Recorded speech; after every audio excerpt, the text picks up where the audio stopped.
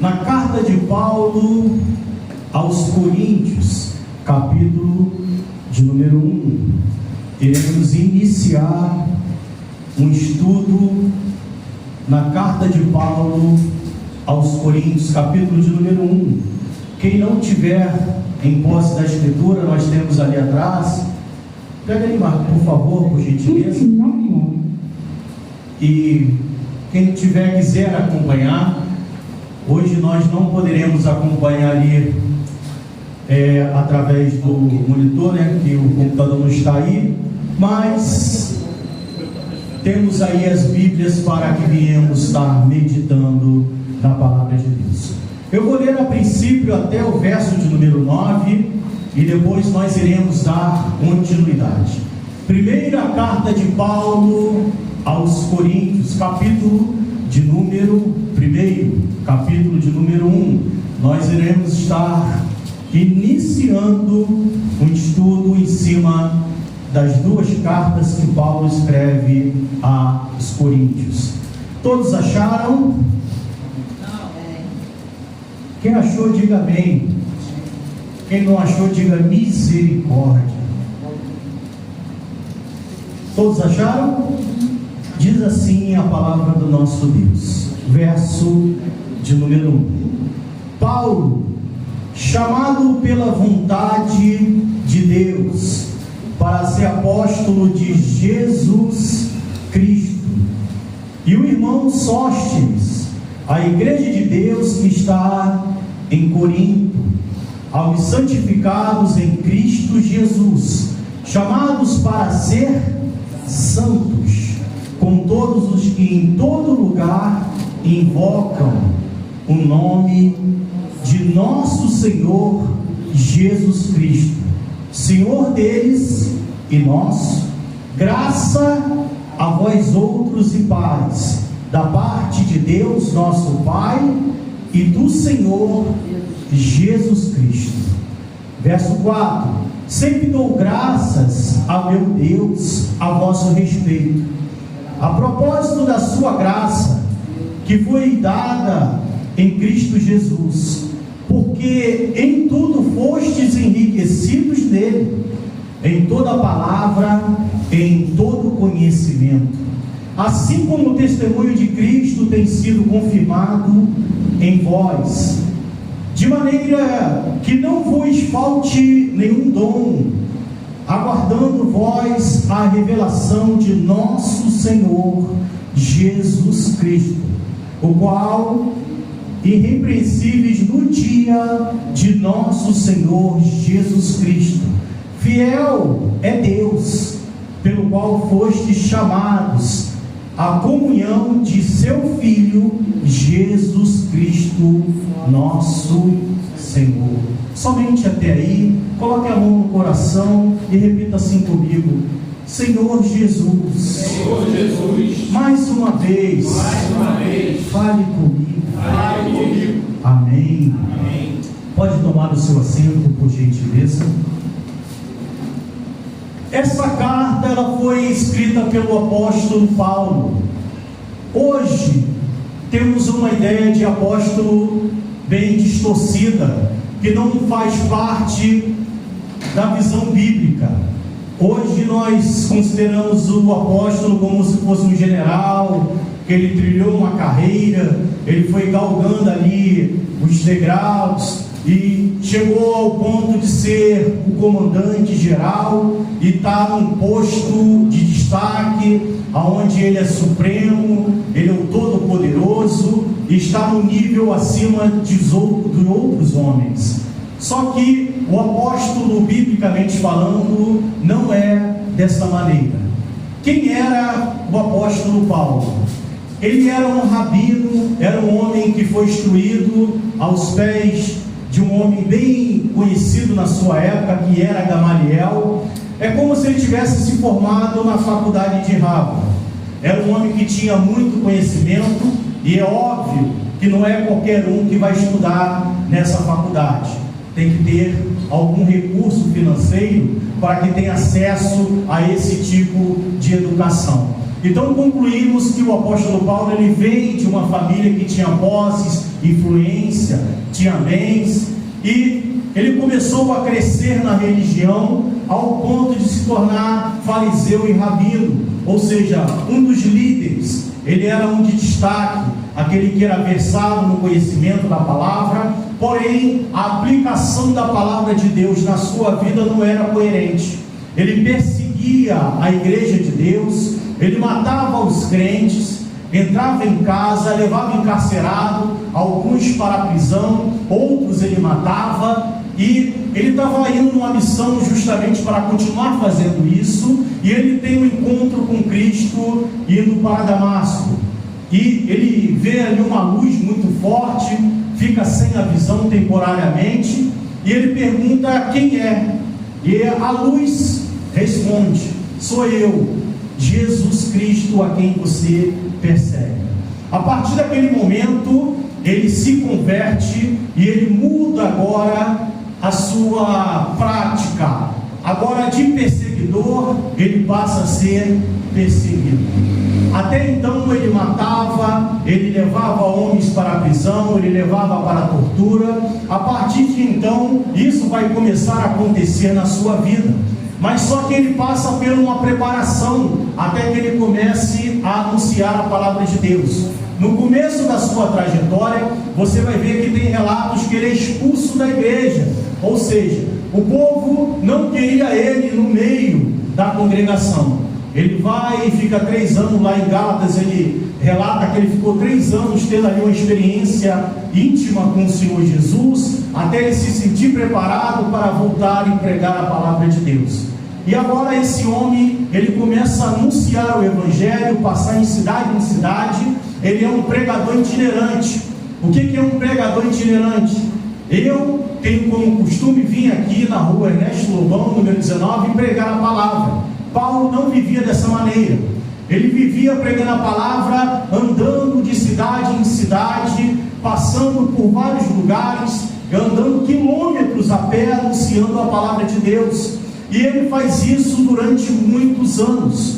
E ele vai fundando igrejas e continuando a sua viagem. E a forma dele interagir com essas igrejas, a forma dele começar a dar direção é através de cartas.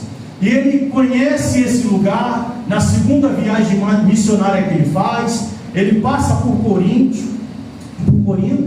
funda a igreja e depois ele sai para fazer o que ele costumava fazer, que é anunciar a palavra de Deus em outros lugares. Só que ele sempre tinha a preocupação de saber como que estava a igreja, se ela estava saudável, se ela não estava, se ela estava vivendo de acordo com os ensinamentos de Cristo ou não. Então ele começava a fazer um diagnóstico local daquela igreja, e de acordo com o que ele analisava, ele escrevia cartas para direcionar a igreja, para que ela viesse se posicionar segundo o Evangelho de Cristo. Então Paulo ele tinha como costume escrever cartas. O Novo Testamento, ou seja, se você pegar a Bíblia e você vê ela de Mateus até Apocalipse, tem 27 livros, metade foi escrito pelo apóstolo Paulo. Ou seja, ele tinha preocupação com a doutrina. Ele não fundava a igreja e deixava para lá. Ele sempre trazia uma correção para que o povo tivesse ali a visão instruída de como é que deveria se comportar. E no capítulo 1 aqui você vê que ele começa justamente falando isso. Ele fala: vocês são chamados para ser santos. Você vê que ele começa a fazer um elogio, até o verso 9 que nós lemos aqui, ele somente está elogiando. Ele fala: vocês têm a santa vocação, vocês foram chamados para ser perfeitos, até o dia da revelação de Cristo Jesus. Ele começa a elogiar o povo, ele começa a passar ali uma visão daquilo que realmente tem que ser, daquilo que verdadeiramente a igreja tem que ser. Porque a igreja, ela tem que ser o sal da terra, a luz do mundo. O que é ser sal da terra?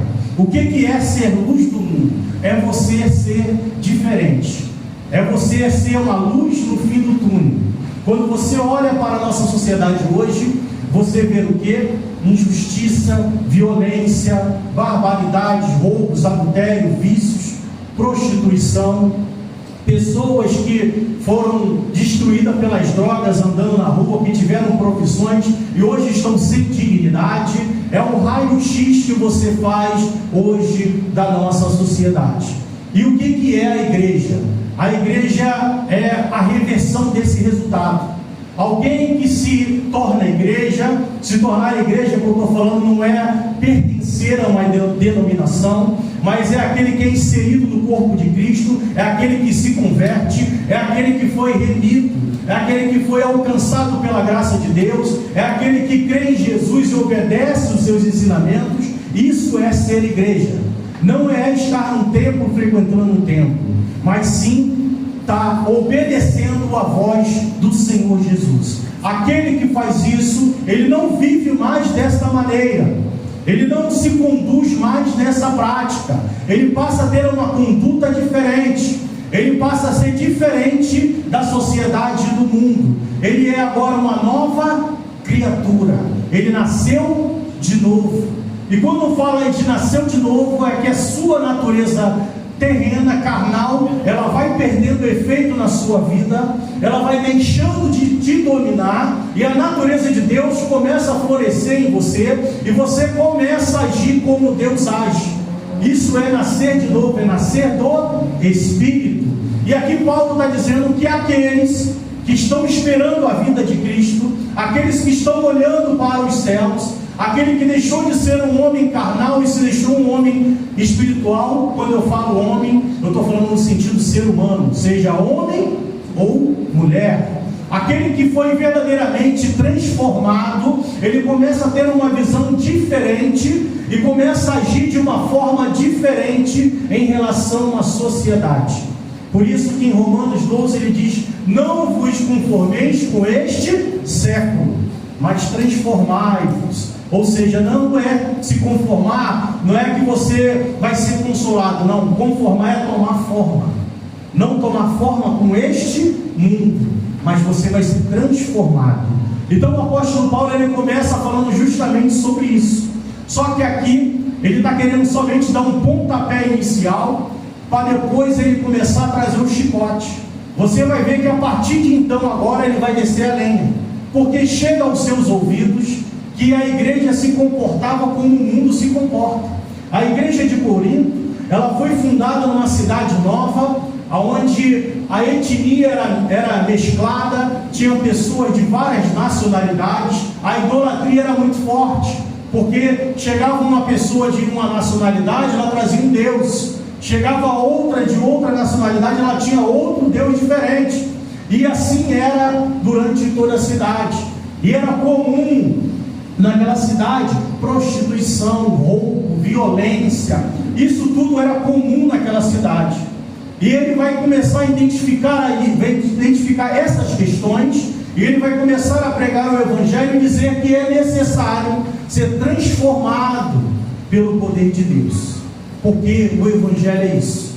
Em Romanos capítulo 1, verso 16, ele fala: eu não me envergonho do Evangelho, porque é poder de Deus para a salvação do homem. O Evangelho é poder de Deus para a salvação do homem.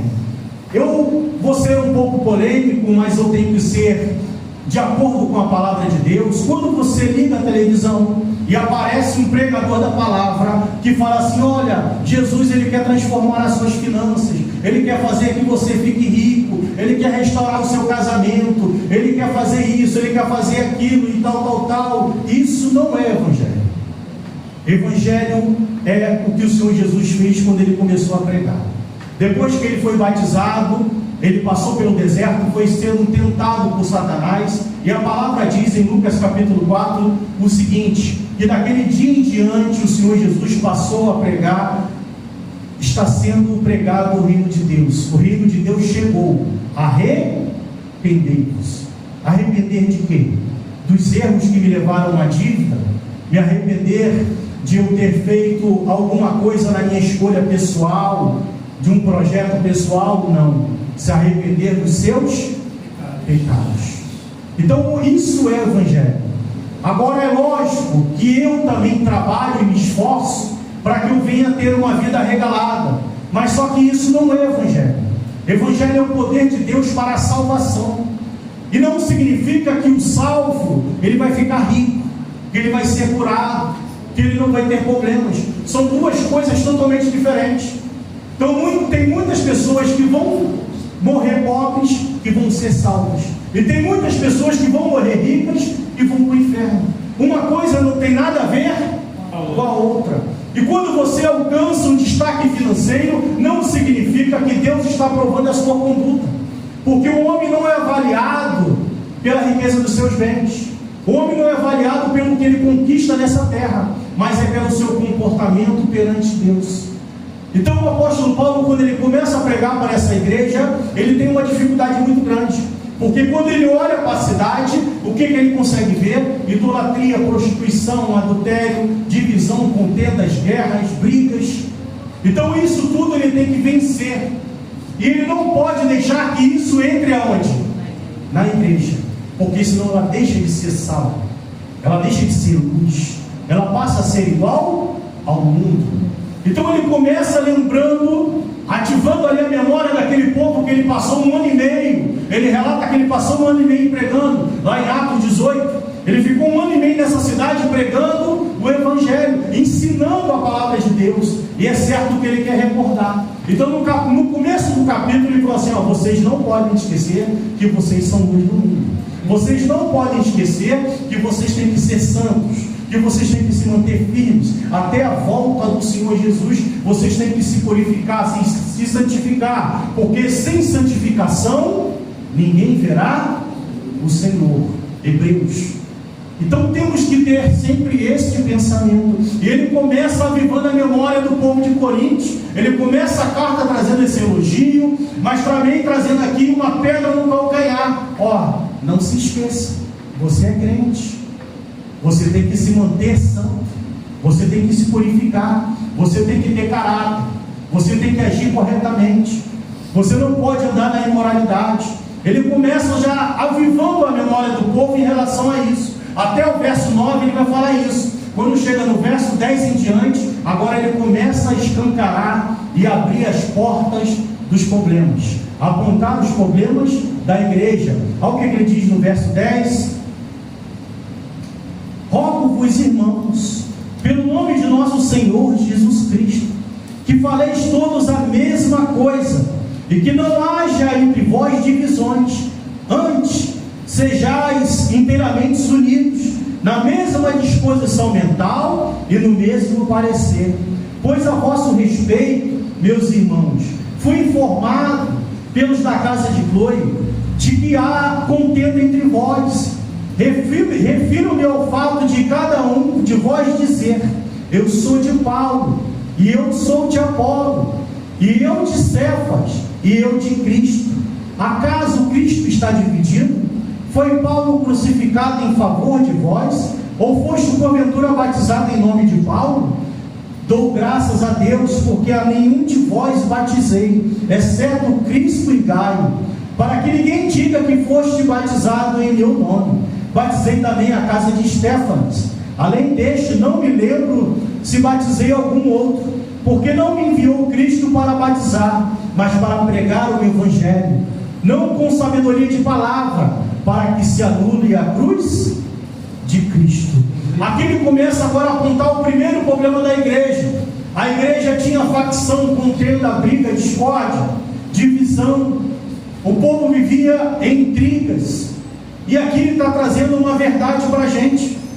Se eu sou crente, se eu sou de Deus, o ambiente que eu estou, ele tem que ter paz. A palavra nos orienta o seguinte: se depender de vós, tem de paz com todos os homens. Ou seja, tem hora que não depende o quê? De mim. Tem hora que a situação não tem mais como eu fazer nada. Mas quando depende de mim, tem que ter o quê? Paz. Então ele começa já a pegar aqui no pé numa situação: divisão, contenda, brigas, discórdia, dissensões. Ou seja, eu não posso ser crente e eu viver com a minha mulher em pé de guerra. Aparentemente a gente vive numa paz, mas em casa é cadeira voando, é xingamento, é o pau quebrando, né? Aí chega no dia dos namorados, aí bota lá na internet: E tem até um meme que fizeram, né? No dia do namorado, eu beijinho. No outro dia, um com a cadeira na mão para dar no outro. Crente não pode viver dessa maneira, dessa forma. Porque se eu viver assim, eu deixo de ser luz do mundo. Se o gentio vive do meu lado, vizinho, o pau quebra, eu escuto lá a discussão, quebrando o vidro, tacando os negócios no chão, arrebentando tudo, é normal. Mas na casa do crente, isso não é normal. Isso não pode acontecer. Porque o crente ele é cheio do Espírito Santo. E quando eu falo ser cheio do Espírito Santo, eu tenho que manifestar os frutos do Espírito. A essência de Deus tem que estar em mim. A natureza de Deus tem que se manifestar na minha vida. E Paulo ele fala em Gálatas capítulo 5, a partir do verso 22, qual é a essência de Deus. Ele fala sobre 9 características: paz, amor, alegria, domínio próprio, mansidão, temperança, bondade, longanimidade e domínio próprio. Isso tudo tem que estar na minha vida. Eu não posso falar que eu sou cheio do Espírito Santo se eu não tenho temperança. O que é temperança? É uma pessoa equilibrada. É uma pessoa que ela não perde as estribeiras, que ela não chuta o pau da barraca, que ela vai sair na mão com os outros, porque eu sou cheio do Espírito Santo. A palavra branda desvia o quê? O furor. Ou seja, se outrora eu era pavio curto, mas quando eu sou transformado por Cristo, agora a pessoa vai me caluniar, ela vai me xingar, e vai demorar muito para conseguir me tirar do sério, porque eu já não sou mais a mesma criatura, eu fui transformado, eu já não sou mais a mesma pessoa. E aqui você imagina, se a pessoa brigava na igreja, se eles discutiam dentro da igreja, se tinha briga dentro do templo, divisões, contendas, discussões, você imagina onde? Lá fora. Você imagina. Se dentro da igreja a pessoa já se comportava assim, você imagina do lado de fora. Porque aqui é fácil a gente ser crente, né? Aqui ser santo aqui é mole, né? Dá até para botar uma auréola na cabeça tranquilamente. O problema é lá na rua, quando o gadareno fecha a gente, joga o carro em cima da gente, né? Quando o abençoado quer te dar uma volta, né? Quando alguém pisa no teu calo, te calunia, é aí, meu amigo, que você vai mostrar quem você é. É aí que você vai mostrar quem é que te domina. E o apóstolo Paulo ele começa a falar sobre essas características, porque no nosso meio não pode haver isso. Não somente aqui dentro da igreja, principalmente. Porque se eu sou aqui assim, você imagina onde? Lá fora. Você imagina como é que vai ser lá fora? Aí vai ficar complicado. Eu, antes de ser pastor, é lógico que eu fui membro. E depois eu fui chamado para dar aulas. Eu fui ali galgando sem pretensão degraus, mas a caminhada vai fazer você chegar a alguns lugares com a sua dedicação. E eu fui convidado para dar aulas, e eu aceitei o convite porque eu tenho prazer em fazer a obra de Deus. E eu fui responsabilizado de abrir a igreja aonde eu congregava para dar aulas. Domingo, 6 horas da manhã eu estava lá, a aula era às 7. Eu abria, preparava tudo para receber o povo às 7 horas da manhã, no domingo. Mas no domingo, quando eu cheguei lá, eu tive uma surpresa. Quando eu abri a igreja, tinha um pastor lá dentro, um dos pastores, com uma das meninas do louvor, que fazia o louvor. Só que ele era noivo de uma mulher, ele iria se casar, e a garota, ela não tinha nenhum compromisso. Só que tinha um detalhe, ela estava com o cabelo molhado. O que a garota está fazendo com o pastor, sozinha, dentro da igreja, domingo, 6 horas da manhã, e com o cabelo molhado?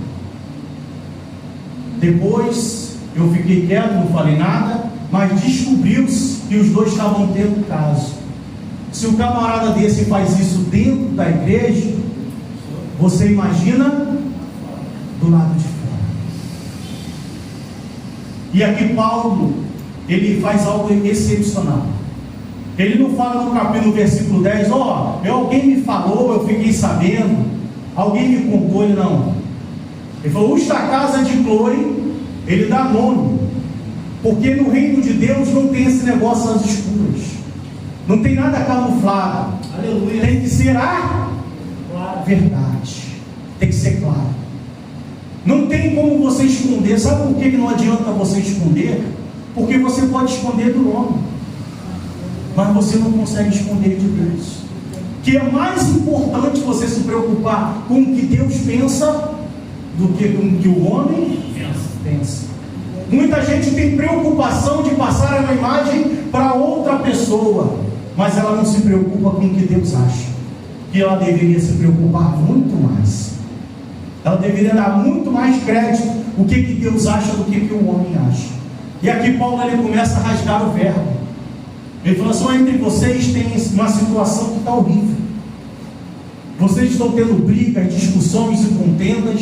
E no capítulo 5 nós iremos chegar lá, porque nós iremos meditar em todo o livro. No capítulo 5 ele falou assim, e há entre vós, ainda eu fiquei sabendo que tem um camarada que está possuindo a mulher do seu pai, que no caso seria a madrasta, né?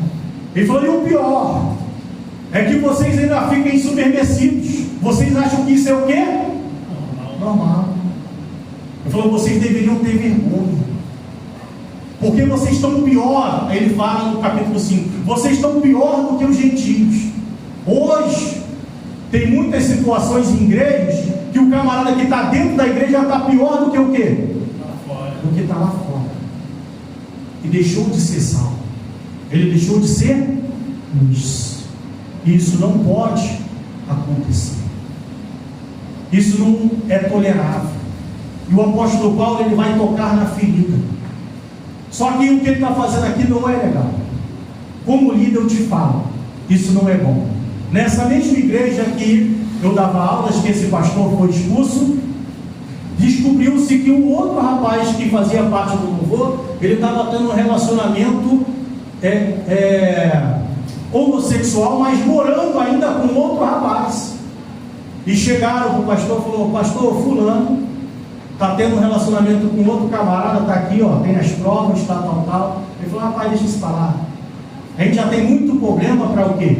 Para resolver. E o camarada tocou, continuou tocando, e eu acho que está até hoje no mesmo lugar.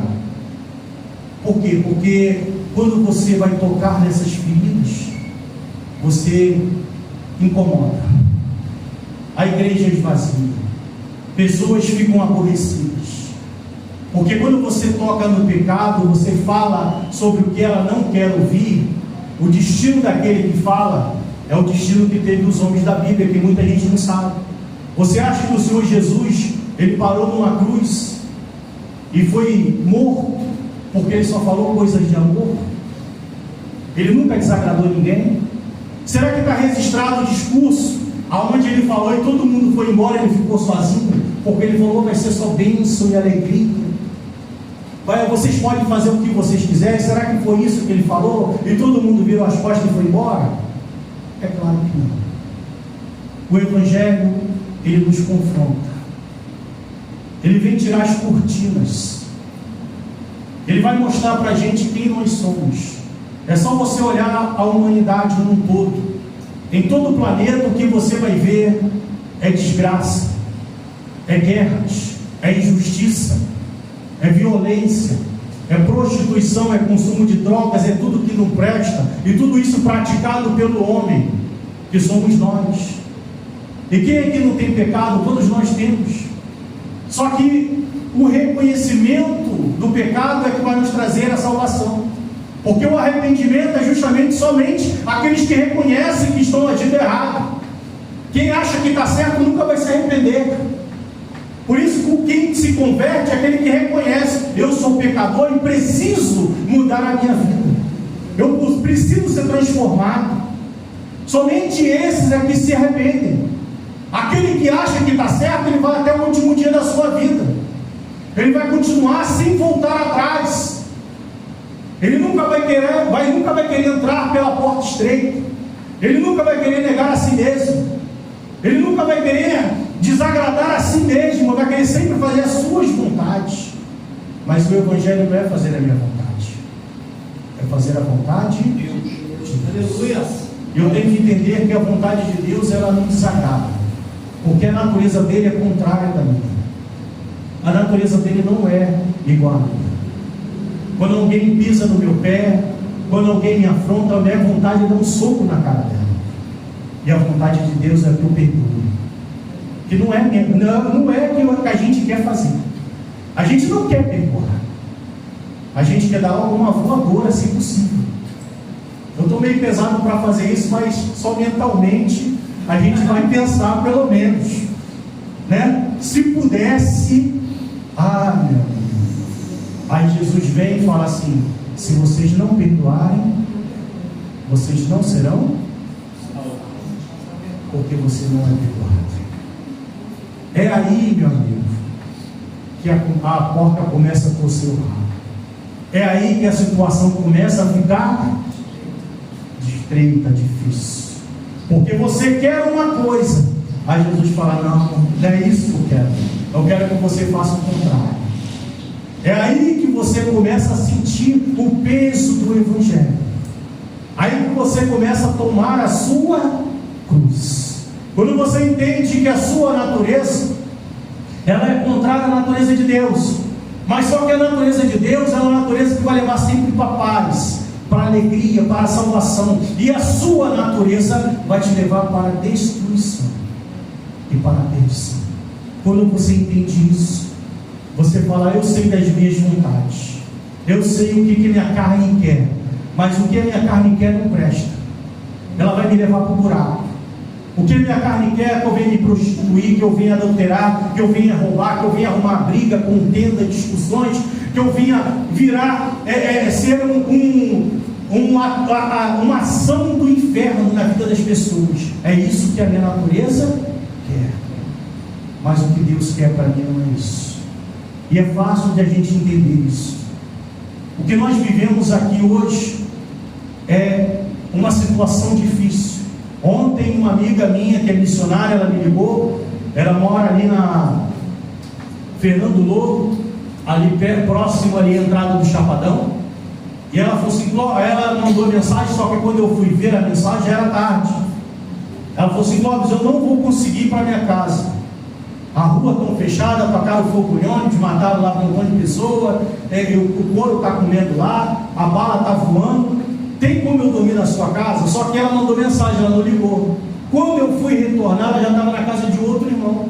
Ela não conseguiu ir para a sua casa. Ela não conseguiu chegar em casa porque a bala estava voando e o cenário daquele lugar é de guerra. Isso tudo é recorrência da nossa natureza fluindo, agindo. Isso tudo é nossos membros sendo dominados pelo mentor maior que é Satanás. E quando você passa a ser dominado pelo Espírito Santo, você vai promover a paz em vez de promover a guerra. Por quê? Porque Ele está nos preparando para levar para o reino dele. E somente aqueles que deixam ser preparados é que estarão aptos para estar lá. É somente aqueles que se deixam ser trabalhados por Deus e ser transformados é que podem entrar na cidade santa, onde não haverá mais choro, não haverá mais violência, onde não haverá mais morte, onde será tudo transformado, onde você vai receber um corpo glorificado. Mas você tem que entender que o lugar é dessa maneira, porque as pessoas que estão lá são assim. Porque as pessoas que vão habitar nesse lugar, ela tem essa natureza. Porque se você pegar esse pessoal que estava lá ontem, agindo nesse lugar, e botar nesse lugar que Deus preparou, o lugar acaba. Vai ser destruído. Ela não tem condições de habitar nesse lugar, porque ela vai transformar o reino de Deus em quê? Em um inferno. Por isso que no capítulo 6 desse livro, no verso 8 em diante, o apóstolo Paulo fala: não vos enganeis, os adúlteros, os ladrões, os homicidas, os roubadores, os feiticeiros, todos aqueles que praticam o mal não herdarão o reino de Deus. Aí ele complementa o versículo dizendo: assim fostes algum de vós. Tem que dizer no passado. Vocês eram assim, mas agora não são mais, porque vocês foram transformados. E quando você entende isso, você começa a olhar a sua vida diferente. O homem natural, ele só cogita das coisas naturais. O que é natural? É a matéria, é o tempo que você vai viver aqui nesse mundo. E o homem espiritual, ele cogita das coisas espirituais. A carne e a matéria, ela tem tempo de validade, 50 anos, 60, 70, 80, é o que a carne dura. Mas o espírito, ele é o que? Ele é eterno. Então a sua visão vai ser mais para uma época de 50, 60 ou 70 anos. Você vai começar a ter uma visão agora que vai muito mais além. Você vai começar a enxergar agora além da carne, ou seja, além do período da carne. Quando a carne encerra a sua ação, você vai começar a ter uma visão espiritual. E quando você entende isso, você começa a compreender as coisas espiritualmente. O homem carnal, ele é voltado somente para os prazeres da carne, para as vontades momentâneas, para as vontades desse mundo. Tudo que ele faz, todas as suas forças, o seu empenho, é somente para esse período que ele vive aqui nessa terra, 50, 60, 70, 80 anos. O homem espiritual, quando eu falo homem, vou repetir novamente, eu estou me referindo ao homem, à mulher. O homem espiritual, ele empenha-se, ele se esforça, ele se dedica, não somente para o período que ele vai viver aqui nessa terra, 50, 60 e 70 anos. Ele começa a se dedicar para o que está esperando ele na eternidade. Porque agora ele é espiritual. Ele tem uma visão diferente. Ele começa a compreender diferente. Ele começa a se dedicar o seu tempo, os seus recursos materiais, a sua intelectualidade, os seus dons. Ele começa a trabalhar para o Espírito. Ele começa a investir na sua vida espiritual. O homem carnal, ele não vai dedicar um segundo do seu tempo para nada do Espírito. Ele não vai tirar tempo para buscar a Deus. Ele não vai congregar, ele não vai orar, ele não vai jejuar, ele não vai ler a Bíblia, ele não vai fazer nada disso, porque ele é voltado para as coisas da carne. E o que ele que é espiritual, ele vai começar a investir na sua vida espiritual, porque ele vai começar a entender que o tempo dele aqui é curto, que ele é como a relva do campo, é como ele é a neblina. Daqui a pouco vai acabar o seu período, ele tem que se preparar para o segundo estágio. Ele começa a ter uma visão diferente, e a sua vida agora é diferente. Quando ele vê os prazeres da carne, que vai durar pouco tempo, ele não vai trocar por aquilo que é eterno. Ele vai dar mais valor ao que é eterno do que é temporário. Eu vou citar aqui um exemplo. Eu sou casado. A Bíblia me orienta a ser fiel à minha esposa, mas automaticamente, quando a Bíblia me orienta a isso, eu também tenho que ser fiel a Deus, porque a minha fidelidade a Deus já está entrelaçada com a minha fidelidade com a minha mulher.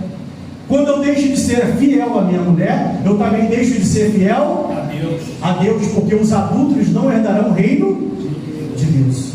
Aí vamos supor que aparece na minha frente uma oportunidade de trair minha esposa, uma mulher muito bonita, sedutora, que eu vou ter aqui um tempo de prazer momentâneo. Eu posso trocar esse prazer momentâneo por algo que é eterno. E quem faz isso é um homem carnal, ele não é um homem espiritual. Só que isso não é bom de você falar com o ser humano. Porque o que o homem quer ouvir? Que você pode fazer o que você quiser, você pode andar da forma que você quiser, você pode praticar o que você deseja, que no final as portas do reino de Deus vai estar aberta para você. Quem que não quer esse projeto? Quem é que não quer essa oferta? Todo mundo quer. É ruim? Não, é boa. Aí no final é só falar: combateu o bom combate. Só está aguardando só o chamado. Mas não é assim que funciona. O reino de Deus é tomado por esforço. Mateus 11, versículo 12. E são poucos que se apoderam dele. A Bíblia diz que é por esforço. O que é esforço? Eu tenho que me dedicar. Eu tenho que fazer a minha parte. É isso que eu tenho que entender. O que Deus tem preparado, Paulo ele relata aqui: ouvidos não ouviram, olhos não viram, e jamais penetrou no coração do homem o que Deus tem preparado àqueles que o amam. É bom isso? É maravilhoso? É bom demais. É algo extraordinário. Eu não sei se você já contemplou alguma paisagem maravilhosa, mas Paulo diz que jamais vai se comparar ao que Deus preparou para mim e para você. Só que eu tenho que entender que isso é só para mim de aqueles que o amam. E aquele que ama, ele tem como finalidade agradar a quem? A Deus. Porque o amor de Deus é sacrificial. O amor de Deus, ele não é um amor de palavras. O homem, ele gosta de se enganar. O amor que Deus fala que ele aprova é o amor que você demonstra. E ele mesmo é o exemplo. Você vê que a palavra central da palavra de Deus, ali o versículo que é o ápice, é que Deus amou o mundo de tal maneira, ou seja, para Deus faltou o quê? Palavras. Ele não teve como expressar. Ele falou: eu amei o mundo de tal maneira que eu dei o meu filho, como demonstração que? De amor. E quando eu amo a Deus verdadeiramente, eu me esforço para agradá-lo, para fazer a vontade dele, para andar de acordo com os seus mandamentos. Quando eu não faço isso, eu não estou nem aí para Deus. Eu posso até falar que eu amo, mas somente da boca para fora. Em diversas passagens da Bíblia, os profetas falavam: esse povo, usado por Deus, eles me honram o quê? Os lábios, mas os corações estão longe de mim. Não fazem a minha vontade, não estão nem aí para a minha voz, dão a mínima para a minha palavra. Eu falo, entra no ouvido, sai no outro, não adianta nada. E Deus, ele quer ver a minha ação, a minha atitude, como é que eu venho me comportar. Vamos continuar, verso de número 18. Certamente, a palavra da cruz é loucura para os que se perdem, mas para nós que somos salvos, poder de Deus.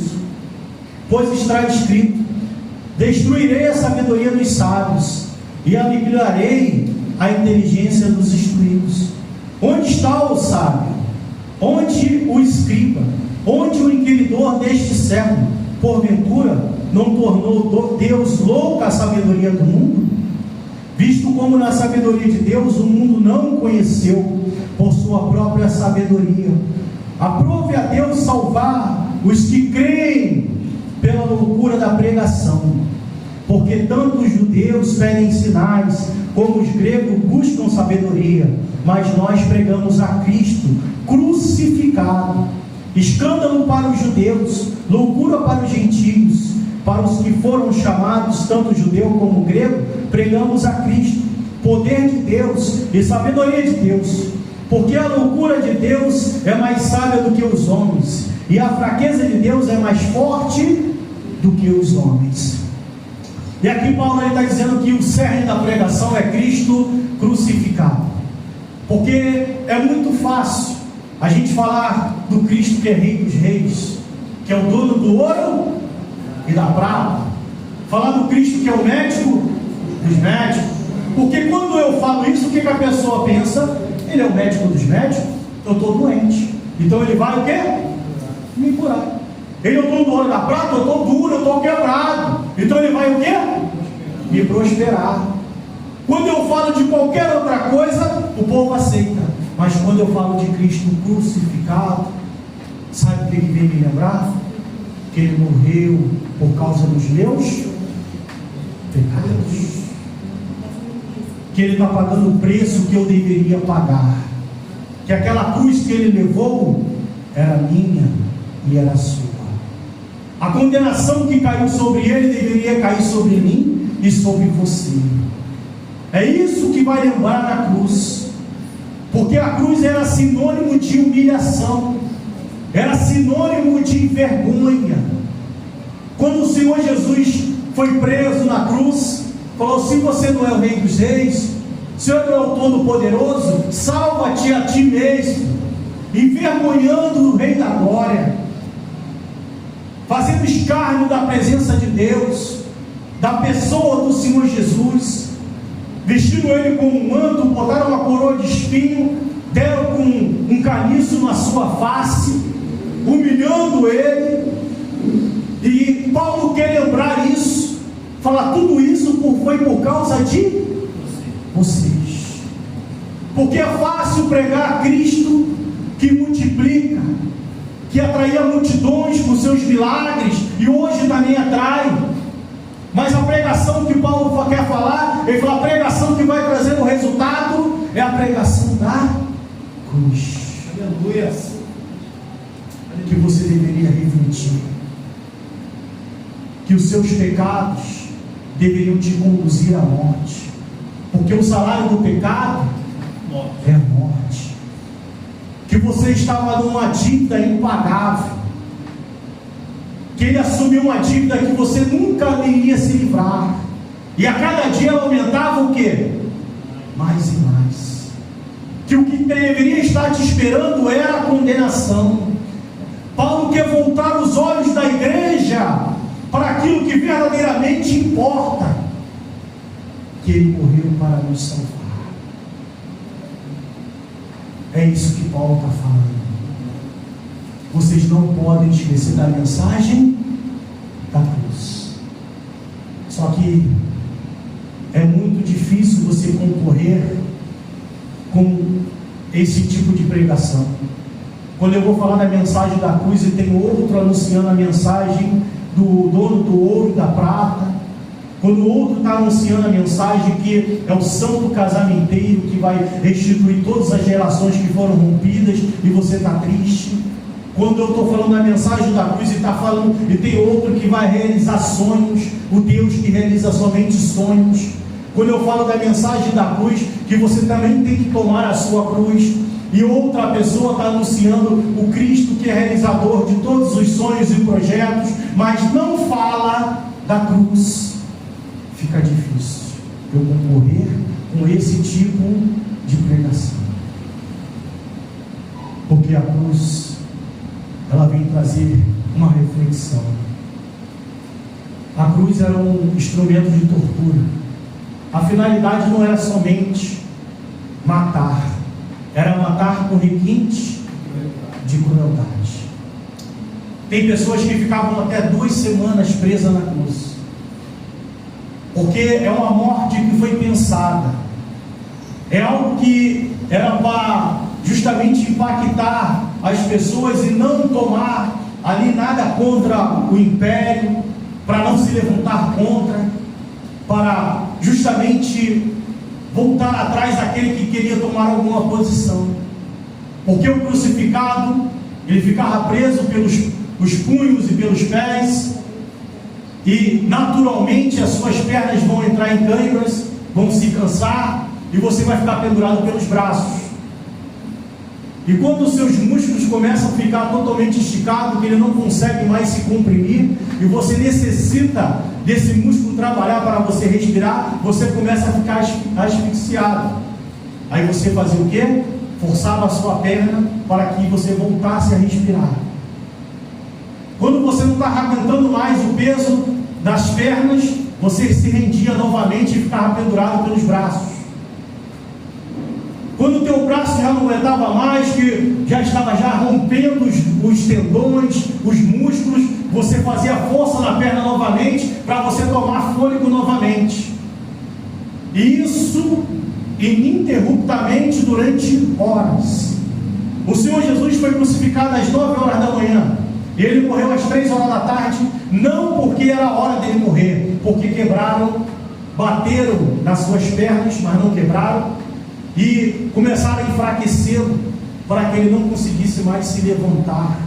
Tiraram todo o seu sangue, não tinha mais vigor, ele não teve mais como reagir, porque humanamente falando, você vai fazer isso. Quando você estiver sem fôlego, você iria forçar as suas pernas para você voltar a respirar. Quando as suas pernas cansassem, você ia se deleitar de novo nos braços. E você ia ficar fazendo isso durante horas e talvez dias. Isso era uma morte por crucificação. Não era somente para matar, pronto e acabou. Era para traumatizar quem estivesse vendo. E quando o Senhor Jesus morre numa cruz, aqueles que estavam assistindo, ele falou, ele anunciou a sua palavra, dizendo assim: ó, eu vou ser morto, convém que eu venha ser entregue para ser crucificado por vocês. E o povo que assistiu à crucificação era para ficar penalizado. Todos sabiam que ele era inocente, mas o que ele queria saber, o que ele queria que o povo visse, é que ele estava lá no meu e no seu lugar. E quando você visse ele agonizando, praticamente deformado, porque a palavra de Deus em Isaías diz que ele ficou irreconhecível, porque ele não foi somente crucificado, ele tomou primeiro uma quarentena, que é 40 chicotadas, e essa quarentena muitos dos presos já morriam nesse açoite. O azorrague era um instrumento de tortura, aonde tinha um pedaço de ferro, dentes de animais, pedaços de metais que arrancavam carne, tiravam um pedaço da pessoa. Alguns torturados ficavam com os órgãos expostos. Aquele filme, A Paixão de Cristo, chega mais próximo da verdade. E quando colocam aquele manto em cima do Senhor Jesus, o sangue começa a tomar conta daquele tecido, e fez ali uma segunda pele no Senhor Jesus. Coloca uma coroa de espinho, o coração batendo muito, porque quando você está em aflição, você está com a adrenalina alta, o seu coração bate mais forte. Quando coloca a coroa de espinho, os vasos sanguíneos estão a ponto de romper, e são perfurados, e ele é lavado de sangue, e aquele manto toma conta do seu corpo. Mas só que o crucificado tinha que ser crucificado nu, ele não poderia ser crucificado vestido. E eu tenho certeza que eles não pegaram uma água oxigenada e jogaram no manto para tirar dele delicadamente. Eles pegaram aquele manto e arrancaram de uma vez só, arrancando um pedaço de pele, arrancando ali tecidos, e novamente ele começa a verter em sangue. Ele é pendurado no madeiro, ele é furado, todo o seu sangue se esvai até a última gota, até sair água. Então o que ele queria, hoje eu estou falando aqui para você, mas você certamente não vai conseguir analisar e visualizar o que aconteceu. Mas quem esteve naquele dia e presenciou aquilo ali, falou: ele não merecia isso aí. Foi como o ladrão da cruz. Nós merecemos isso aqui, mas ele nada fez para merecer isso. E é isso que ele quer cativar no ser humano. O que vocês merecem, o que nós merecemos, o que eu mereço é a cruz, mas ele não merecia. Ele tomou o meu e o seu lugar, e o mínimo que eu posso fazer é me manter fiel a ele, é obedecer a sua palavra, é dar ouvidos à sua voz. Não adianta eu desvalorizar o sacrifício de Cristo e depois querer que ele me tenha em bom lugar. Não adianta eu dar a mínima por o que ele fez para mim e depois eu querer que ele se lembre de mim, se eu não lembrei dele hoje, se eu não lembrei dele agora, se eu não me lembro dele nunca. tenho que lembrar o que Ele fez por mim, para que no cadastro dele esteja lá escrito que esse verdadeiramente Ele recebeu o meu sacrifício. Isso é a pregação da cruz. É a pregação que eu te digo a verdade. Eu não sei se Ele vai realizar todos os seus sonhos, mas eu posso te garantir que se verdadeiramente você se arrepender, as portas do reino de Deus vão estar abertas para você. Glória a Deus, aleluia. Eu não sei se Ele vai dar todos os escapes que você está pedindo. Oh Deus Santo, aleluia. Mas certamente o escape da morte eterna Ele vai te Oh dar. Santo Deus, aleluia. E é isso que o homem espiritual precisa. É isso que ele busca. É isso que ele quer. E é isso que Cristo quer que você deseje. É isso que tem que estar dentro todos os dias no teu coração. Que você tenha o seu nome escrito no livro da vida. Vamos continuar. Verso 26. Irmãos, reparai, pois na vossa vocação, visto que não foram chamados muitos sábios segundo a carne, nem muitos poderosos, nem muitos nobres de nascimento. Pelo contrário, escolheu as coisas loucas do mundo para envergonhar os sábios, escolheu as coisas fracas do mundo para envergonhar os fortes. E Deus escolheu as coisas humildes do mundo e as desprezadas e aquelas que não são, para reduzir a nada as que são, a fim de que ninguém se vanglorie na presença de Deus. Mas vós sois dele, em Cristo Jesus, o qual se nos tornou da parte de Deus sabedoria e justiça e santificação e redenção, para que, como está escrito, aquele que se gloria, glorie-se no Senhor. Nós temos que glorificar a Deus e não os nossos méritos, porque nós não temos mérito nenhum. Se você for pedir a Deus o que você merece, eu aconselho que você não faça isso. Deus me dá o que eu tenho direito. Não faça nunca isso, porque se Ele for te dar o que você merece, o que eu mereço, a gente está o quê? Perdido. Porque o que nós merecemos? A condenação. Mas a misericórdia, a graça, a palavra graça significa favor imerecido, que você e eu não merecemos, nos alcançou, e devemos glorificar a Ele por isso. A salvação não é mérito nosso, a salvação é mérito do Senhor. É algo que Ele nos dá gratuitamente.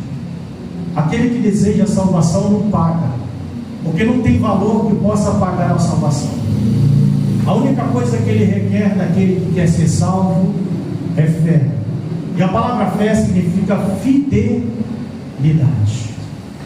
É a única coisa que Ele quer, que você tenha fidelidade, que você tenha firmeza na sua decisão em servir a Deus e se manter afastado das contaminações desse mundo, e se tornar sal da terra, e se tornar a luz do mundo, e ter uma vida de acordo com a do seu Senhor, uma vida santa, uma vida debaixo da direção de Deus.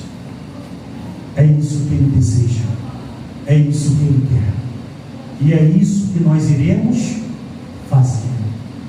Amém? Amém. Fiquem de pé, por gentileza.